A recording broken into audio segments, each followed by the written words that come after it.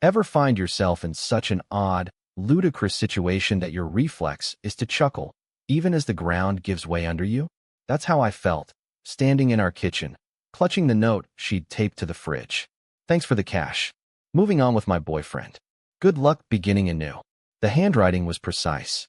A small heart drawn at the end, as if an afterthought. It had a certain poetic quality, like betrayal deserved a punctuation mark. The house was eerily quiet. No footsteps. No trace of perfume in the hallway. Just the kind of silence that echoes when someone vanishes, leaving behind more than just their absence. My wife, Marla, was missing. So was the black duffel bag. $10 million, or so she believed.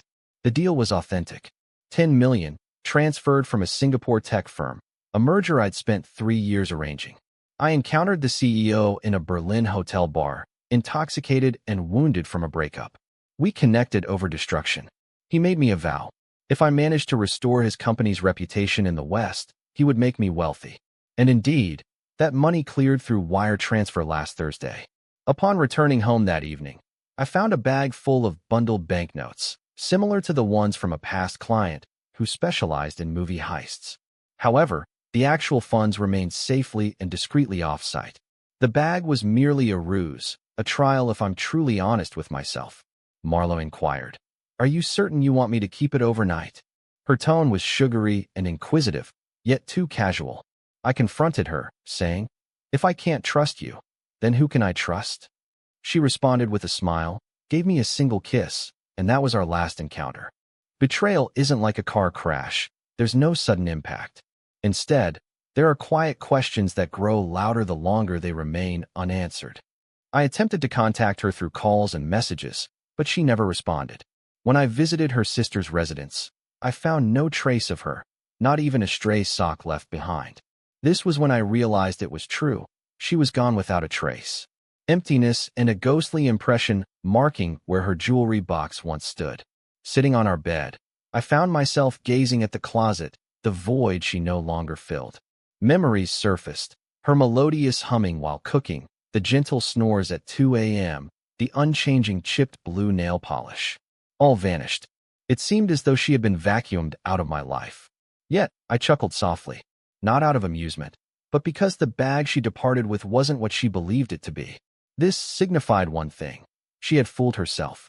2 days later, an unidentified call arrived. A man's voice, slick and assured, echoed through the receiver. She's in my possession now. You should treat her better. I smiled, not from amusement, but because he knew nothing of the tempest he had just inherited. Pass on my gratitude to Marla, I replied, and ask her if she cross-checked the serial numbers. Pause, long enough to tell me he didn't comprehend. Then he disconnected. That night, I entered my office, opened the secure vault. The genuine funds remained, untouched, tidily arranged in sturdy containers, 10 million crisp and silent. I took a seat, for the first time in 2 days, allowing myself to feel. Not sorrow, not anger, but something frostier, clarity. She hadn't merely purloined money. She had filched the persona I believed I recognized. In exchange, she exposed her veracity. Ultimately, people always do. Betrayal isn't a shock, it's an unveiling. I allowed myself 3 more days. As anticipated, the news headlines broke. Woman apprehended in Miami with 10 million counterfeit dollars. Her mugshot was distinct, pale, her hair drawn back, eyes wide with the kind of dread one feels when they realize their fresh life was constructed upon a falsehood. I chose not to attend the hearing. There was no need. I already had everything I desired. She was indicted for attempted fraud and transporting counterfeit money across state lines. Her companion turned on her within hours.